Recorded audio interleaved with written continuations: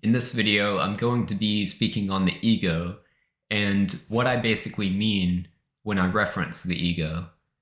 Many people will say things like, you can't kill the ego because it's what keeps you alive, it's what keeps you functioning as an individual in society. And with the way that I use the word ego, I would say that, evocatively speaking, you can kill the ego. The ego can dissolve, and the body can still be kept alive, and it can still remain functional as an individual navigating society. Because all that I mean when I speak about the ego is it's the conviction itself that those things are one's intrinsic identity. It's the conviction that the personal attributes are what you are. So it's not the personal attributes themselves, it's the identification with them. That's what the ego is. That's the real sense of separate self. It's a conviction.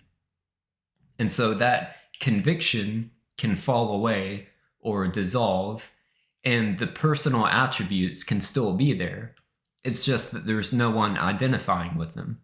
So there can still appear to be a person navigating society and keeping themselves alive, but inwardly, there's not an identification with that.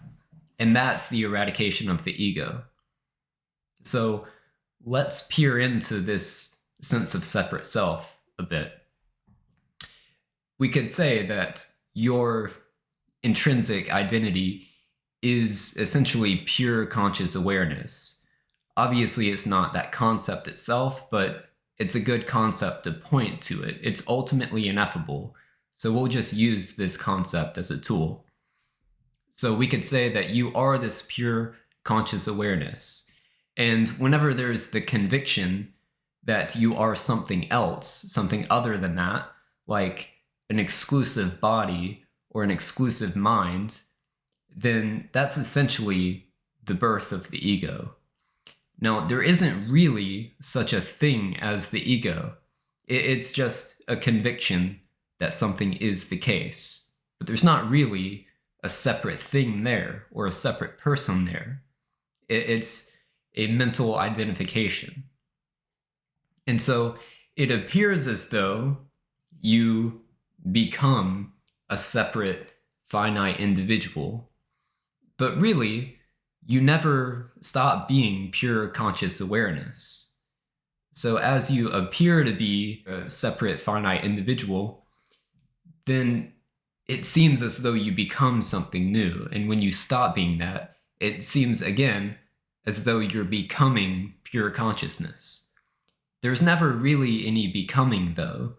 You're always this pure consciousness. There's just seemingly an experience of being something other than that.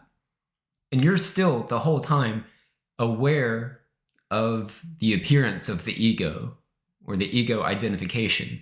There's that prior awareness of that experience.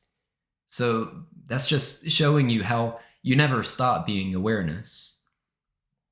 There can appear to be this dream of separation, and resting as the awareness would be like remaining awake. When your attention gets drawn outwardly into that dream of separation, that's essentially like going to sleep from awareness. It's still awareness, but it's awareness appearing to have a dream that it's something other than awareness. The whole time, you're not anything other than awareness. And another thing that gets brought up with the ego quite often is the idea of karma. Karma just being action. But what I would add to this is karma is identification with action. And so long as there's this underlying conviction that you are a subject who is doing things and to whom things are happening to, there will appear to be karma for you. There's only going to appear to be karma so long as there's someone there to claim it, to take ownership over it. And so when this sense of separate self falls away or evaporates, that's the end of karma. And so actions can still appear to happen, but if there's no identification with them, then there isn't anyone that has any karma. And so that's why I wouldn't say that karma is simply action alone. It's identification with the action. And the realized being has no karma. They're totally free of karma. So when you can allow this identification with separateness to fall away, that's liberation.